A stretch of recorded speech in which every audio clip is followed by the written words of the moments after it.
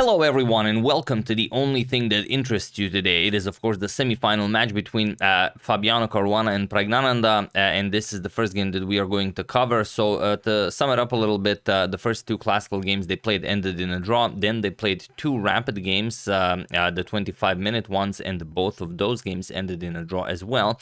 But what happened in the first game of that 25-minute rapid is very, very interesting. This is the position from one of the games where Fabi had the white pieces. So let me just switch that up a little bit. Sorry, Fabi had the white pieces here, and he had a winning position against Prague. He could have played pawn to a6, which would start advancing his passed pawn, but he didn't. Just to give you an idea of how, if you want to soak up the position a little bit before I just showing you the move. So this is the position. Prague gave up the exchange. Fabi gave up the exchange. He has a bishop versus rook, but he already has a passed pawn on a5, and he really needs to start pushing it. And this is the idea, pawn to a6. Now, if you start checking a little bit, rook b2 check, king to c7, and now rook a2 going after the pawn, then king to b6 comes. And now, rook to b2 check isn't all that impressive because you can just block with the bishop and then the pawn just wins. So what you will do here is just go after the pawn. Rook captures on f2, but now look at this, a7, and after rook to a2, of course, going after the pawn, bishop to d5. Now you will try to put the bishop on a6 and promote the pawn. Black, of course, will not allow this. Fabi will, or rather Prague will try to sacrifice the rook for the pawn and then try and get a draw here, but it will not work. Rook to a4, for example, bishop to b3 will attack the rook. Let's say rook to a1, and now you're going to play bishop to c4. If you can play bishop to a6 and close off the rook, then you're gonna win by pushing the pawn all the way. So here you will have to play rook captures on a7, king captures. And now, even though it seems like the white king is so far away, it actually takes much less for the white king to go over to the king side. For example, king e7, you can go forward because the f7 pawn will be hanging. King to b6, f5, and now after king to c6 and king to f6, the bishop covers d6 square. Already you are on d5, shouldering off the black king. King g5, you're going to play king to e5, and that's pretty much it. Yeah, you're up a piece, your opponent is up a pawn, but not really something that you can push for a draw here. So this would have been completely winning for Fabi. The problem is Fabi did not start with pawn to a6. Fabi played pawn to f4. And this allowed Prague to draw the game because now he just gave Prague an extra tempo. He played king to f5. Now the pawn is hanging, and also his f7 pawn is not hanging like in the line that we've shown. And now a6. Rook to b2 with check, king to c7, rook to a2, and now king to b6. We have king captures on f4, and now bishop to d5. Of course, Fabi will try to keep the rook off of the pawn, but just rook captures on a6. King captures, and now king to g3. And now you can see that the black king is already all the way here. The white king is only starting his journey from the a file. King to b5, pawn to f5, king to c5. Now we have g5. King to d4, and now pawn to g4, and this is how Prague exchanges everything. Captures, king to e5, we have pawn to h5, and now king to f5, we have pawn to h4, king g5, pawn to h3, and here captures, and bishop to c6, we have h2, bishop d5, and h1 queen, bishop captures on h1, and here we have a draw by insufficient material. So Fabi definitely had a chance here. He didn't take it, and the next game of the 25-minute rapid section also ended in a draw, which means we are now going into the 10-minute rapids, and this is the first game of the 10-minute rapids where now Praggnanandhaa has the white pieces, and this is the game that we will truly focus on. So let's see what happened in this one. Praggnanandhaa opens with pawn to e4.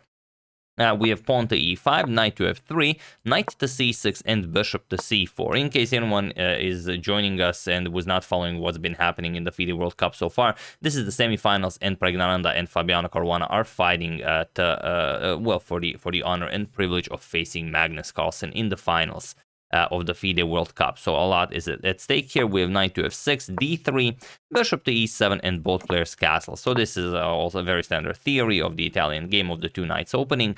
We have knight to c3, d6, and now pawn to a4. And here we have bishop to g4, h3, and now bishop to h5, and now bishop to e3, and now knight to d4, putting pressure on the knight here.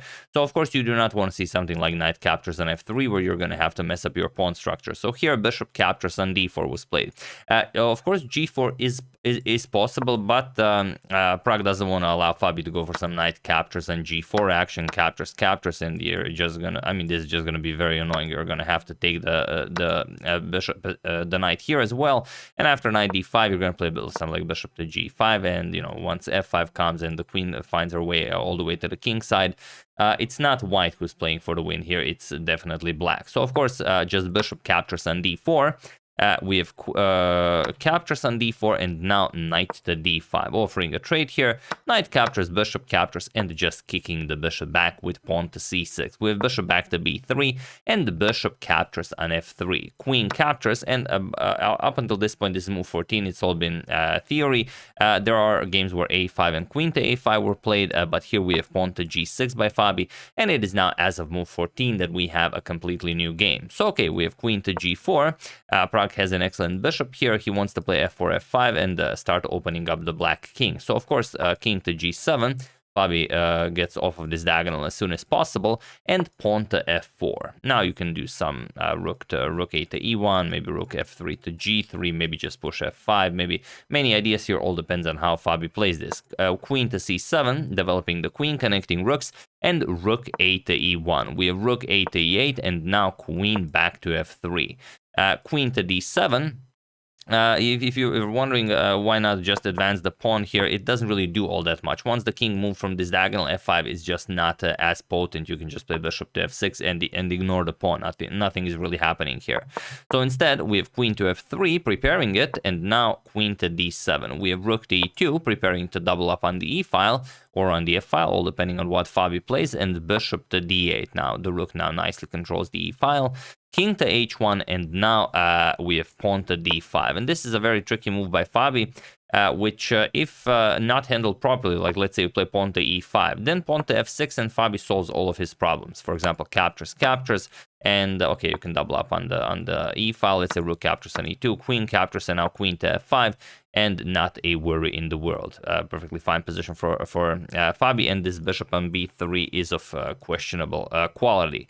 So after d5, Pragg says, all right, show me what you had in mind. E captures on d5, rook captures on e2, and now queen captures on e2, and now just rook to e8.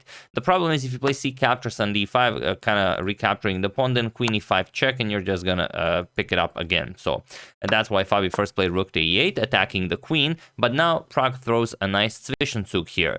D captures on c6, and he attacks Fabi's queen as well. So okay, b captures, and now queen to f2. And now what Fabi should have played is rook to e3, as it's just a very, very strong move. He did play it eventually, but maybe right away would have been the way to go. For example, queen to e8, and now after a trade here, you do get the pass pawn on e3. Fabi got it in a similar fashion. He played queen to d6 first. The idea being that now if Pragg tries rook to e1, you can just trade, for example, captures, and then pick up the f4 pawn as well. But of course, Pragg doesn't do that. He just defends the pawn to g3, and now Fabi goes for rook to e3. Now, this is just a huge bone in your throat. Rook to e1, and now bishop to b6. Nicely defending everything here. We have king to g2, and now queen to f6. We have bishop to c4, hoping to get b4 in, but of course Fabi stops that. We have pawn to a5, queen to f1, and now bishop to c5. We have rook captures on e3, d captures, okay, the pass pawn is created, and now pawn to c3. And now the problem for Fabi is Pragg is already up a pawn, and if he can get something like queen to f3 to get the king over to e2 and play d4, cut out the dark square bishop from defending the e3 pawn, then he will be able to just pick up that pawn. There's no way to defend it, and then he's going to be up 2 pawns, which is a lot, but okay, if queens get traded off, bishops are of opposite color, of course you know what that means. So bishop back to b6. Fabi finds a way to complicate things. We have queen to f3. Now comes queen to e7, preparing to push the pass pawn. So king to f1, of course. Now king and queen are guarding the e2 square.